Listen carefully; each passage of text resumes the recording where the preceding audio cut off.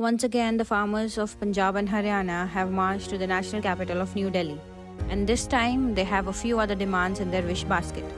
A proper bill for the guarantee of MSP, free electricity to the farmers, 10,000 rupees of pensions to the farmers as well as diesel subsidy.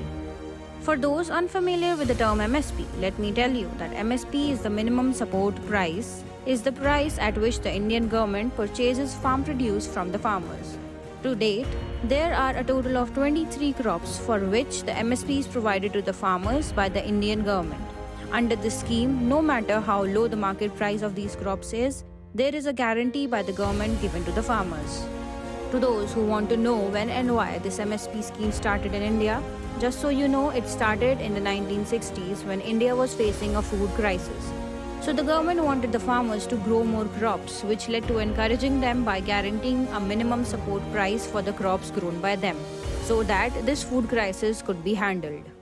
Today, people might wonder why the Indian government isn't listening to the demands of these farmers and providing them with what they desire. But these demands, which seem very simple and easy to some, are really difficult to fulfill economically. According to many reports and studies by various news channels and portals, the MSP guarantee by the government can cost an additional 10 lakh crore rupees, which is almost equal to the budget allotted to the infrastructure sector of India in the interim budget of 2024-25. Not only this, if the government agrees to all demands and wishes of the farmers as mentioned before in this video, then a total capital of rupees 46 to 50 lakh crore has to be spent by the government for its execution. And now this can be a shock to a few that the total interim budget of 2024-2025 was around 45 lakh crore rupees. I don't know about others, but I cannot imagine the government spending this load of money when its source of income are only a few.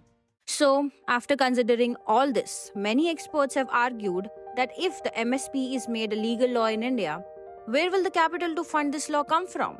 The only way in which this could be done is by cutting off the budgets allotted to different sectors or by increasing the direct and indirect taxes which are levied on the citizens of India.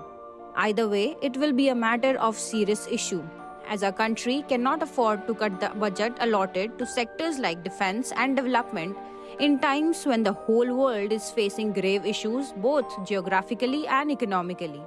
Also, if the direct and indirect taxes are increased, it will only create a much higher burden on the tax-paying citizens who have to pay higher taxes as well as purchase all the commodities at skyrocketing prices. Many people who are living in the neighboring places of the national capital of Delhi are afraid to face the issues which they faced in 2020-2021 during the 1.5-year-long farmers' protests. Talking about the year 2020, when the whole world was battling from COVID-19, the farmers' protests were going on in India with full vigor. By doing this, they made the government kneel before them and take back the 3 farm bills which the government had tabled for the betterment of the farmers of India. These are not just my words, but Ashok Gulati, who is a well-known economist, stated that the tabled farm bills were good for the farmers and would have definitely increased their incomes. Just so you know, if MSP is made a law, then it might create a very big issue for the people of India. You must be thinking about what this problem might be. Let me enlighten you. If MSP is made a law, the farmers would grow huge loads of these crops just to get the MSP, which would ultimately exhaust the groundwater levels of India. To date, the groundwater level is very low in most parts of India, and if MSP were a law, would only increase this issue rather than decreasing it. So, the big question is why the Indian government is not willing to provide the protesting farmers with their basket of demands. Is it the farmers' fault, or is it the fault of the government, which is constantly willing to come up to a common ground with the protesting farmers?